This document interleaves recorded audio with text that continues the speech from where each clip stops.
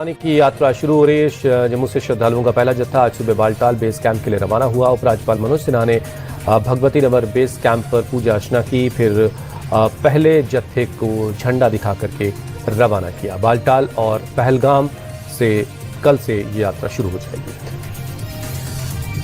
जम्मू कश्मीर के उधमपुर में बाबा अमरनाथ की यात्रा के पहले जत्थे के रवाना होने से पहले सुरक्षा व्यवस्था बढ़ा दी गई है। NH-44 पर सुरक्षा बल के जवान पेट्रोलिंग करते दिखे। हाईवे पर आने जाने वाली गाड़ियों की सघन तलाशी ली गई। गाड़ी के ड्राइवर और सवार लोगों की पहचान की गई। सुरक्षा को लेकर डॉग स्क्वाड की टीमें भी सड़क पर मौजूद है।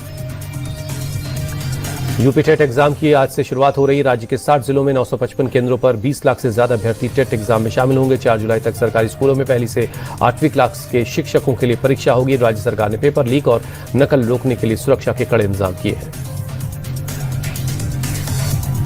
अयोध्या में राम मंदिर चढ़ावा चोरी के मामले में 8 में से 7 आरोपियों के पास से बरामदगी का ब्यौरा मिल गया है। अविनाश शुक्ला के घर से 20 लाख से ज्यादा रकम मिली, साथ ही डॉलर और सोना चांदी भी मिला। वहीं अनुकल्प मिश्रा के घर से 16 लाख और करुणेश पांडे के घर से 18 लाख रुपए मिले, जबकि लवकुश मिश्रा के घर से 14 लाख 25 हजार बरामद हुआ। रमाशंकर मिश्रा से 7 लाख 32 हजार मिले। मनीष यादव के पास से 2 लाख रुपए मिले। टिन्नू यादव के पास का पैसा हॉस्टल में छिपाया हुआ था, उसके हॉस्टल से भी 1 लाख रुपए कैश मिला है। अयोध्या राम मंदिर चढ़ावा चोरी के मामले में अब वाराणसी कनेक्शन सामने आया। दरअसल मंदिर से चढ़ावा चोरी के आरोप में गिरफ्तार किए गए सिक्योरिटी गार्ड वाराणसी की एक निजी एजेंसी का कर्मचारी था। इस मामले पर एजेंसी के मालिक गौरव सिंह का बयान आया। उनका कहना है कि SBI बैंक की डिमांड पर उन्होंने सिर्फ हाउसकीपिंग स्टाफ मुहैया करवाया था। बैंक ने उन्हें कहां तैनात किया, इसकी जानकारी उनको नहीं थी। गौरव सिंह ने कहा कि उनका इस मामले से कोई लेने देना नहीं।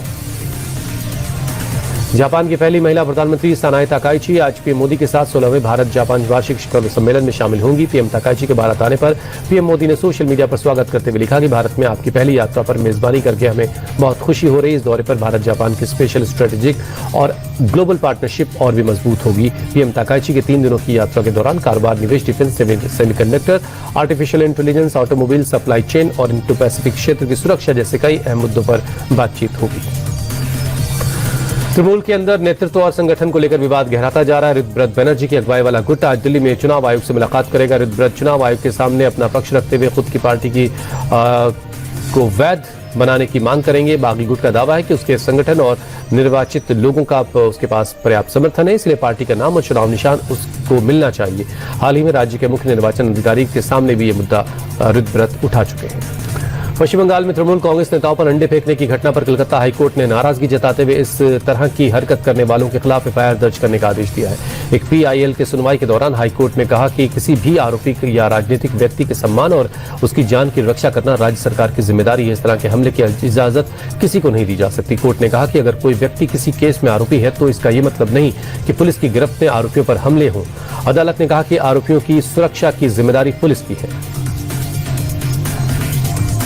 राष्ट्रीय स्वयंसेवक संघ मोहन भागवत के प्रमुख मोहन भागवत ने मौजूदा राजनीति पर कमेंट करते हुए कहा कि राजनीति का चरित्र ऐसा है कि किसी का अच्छा होता है तो जलने वाले कई लोग पैदा हो जाते हैं। नागपुर में सिंधु एजुकेशन सोसाइटी कार्यक्रम में उन्होंने विभाजन के बाद भारत आने वालों को संघर्ष का योद्धा कहा। मोहन भागवत ने कहा कि पाकिस्तान से पीढ़ियों की कमाई, संपत्ति, कारोबार सब कुछ छोड़कर भारत आए लोगों के लिए गलत शब्द का इस्तेमाल हुआ। वो शरणार्थी नहीं बल्कि संघर्ष के योद्धा थे। व्हाट्सएप के नए यूजर नेम फीचर को लेकर केंद्र सरकार ने सख्त रुख अपनाया। केंद्र सरकार ने व्हाट्सएप के पेरेंट कंपनी मेटा को नोटिस जारी किया है। सरकार ने इस नए फीचर को लेकर मेटा से 3 दिनों के अंदर डिटेल में जवाब मांगा है।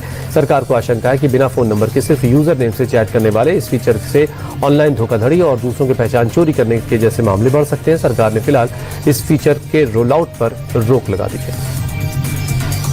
लखनऊ में इंटरनेशनल साइबर फ्रॉड गैंग का भंडाफोड़ हुआ। पुलिस ने गोमती नगर के पास एक बिल्डिंग की 11वीं मंजिल पर चल रहे एक फर्जी कॉल सेंटर पर छापा मारा।